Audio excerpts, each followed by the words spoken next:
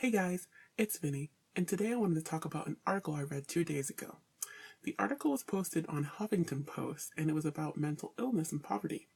Now, this link was sent to me, so I was a bit excited to read it, except as soon as I saw the headline, I kind of knew where this was going. The article said mental illness is a much bigger problem for people in poverty, new study shows. Okay, first of all, new study. I mean, really? New? I mean, this isn't just common sense.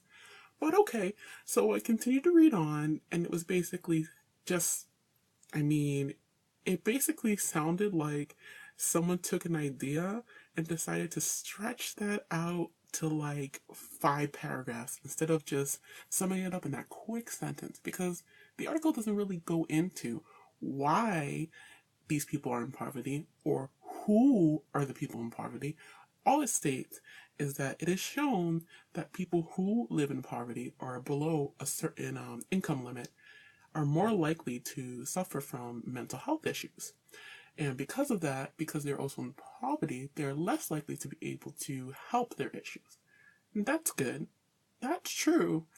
However, what this article really fails on is doesn't really mention who these people are. I mean, is it just me or is it just really obvious that people who are in poverty would suffer more from mental health? I mean, who are the people that are in poverty in the United States? We're talking about the Black community, Hispanic community, Asian American community, and the First Nations people.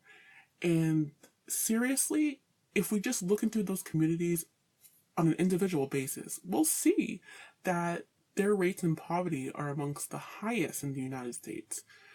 And when you don't have access, we don't have access to healthcare, we don't have access to getting a job, being hired, when people look down on you, when there's a whole bunch of stereotypes working against you. For example, in the Black community, when people see you as a thug, a criminal, someone who deserved to be killed. There's no wonder why there's a higher rate of mental illness in these communities. And this article could have done something really great in shedding light on, this intricate issue in which the structure of racism really plays an enormous role in mental health for people who live in poverty. But it just basically wanted to state a fact and try to elaborate on it. I mean, it's the same thing as saying water is wet. And I mean, come on, you guys. But yeah, this article really got me thinking about how those who struggle through poverty are also the same people who are undergoing the system of racism and oppression.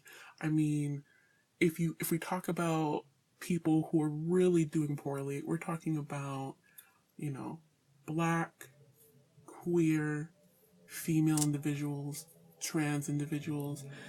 Now, these individuals are all individuals that encompass a large amount of the POC communities in the United States. And we can't just stop at pointing out the fact that these individuals suffer from mental illnesses.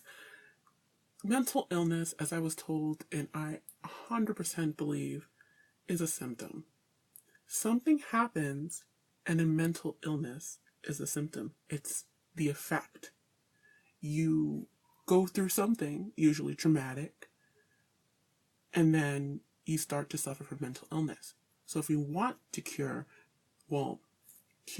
if we want to help mental illness in the communities of poverty, we have to actually see what the cause is of the mental illness. And let's just say that we're going to just put it out right on the table that the cause of these mental illnesses are most likely racism. So instead of trying to focus on, hey, isn't it a neat fact that these poor people seem to become more mentally ill than most?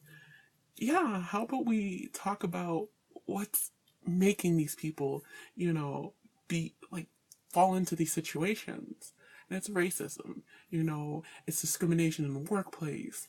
It is gentrification. It is whitewashing. It is the abundance of stereotypes present in media and news outlets, in everything that we read, that basically does nothing but harm other people and just prevents them from progressing in their own lives. I mean, we have laws in place that prevent transgender individuals from using a public restroom. I mean, can you understand the amount of mental strain that would put on an individual? Just imagine you need to go out there in public and you need to use the restroom, and it has become an ordeal for you because you're afraid that you're going to get harassed, you're going to get called out. I mean, that kind of situation alone would cause anyone to have extreme anxiety. So it's not something new. I mean, new study, no, common sense. So I just wanted to talk a little bit about that and how it is definitely a no-brainer that the people who are the poorest in our country are POC and suffer from mental health, mental illnesses and mental disorders. So, the best way to treat an illness is not to treat the symptoms, is to start looking at the cause. So that's all I have for you guys in this video. I hope you enjoyed, and I hope to see you again. Bye!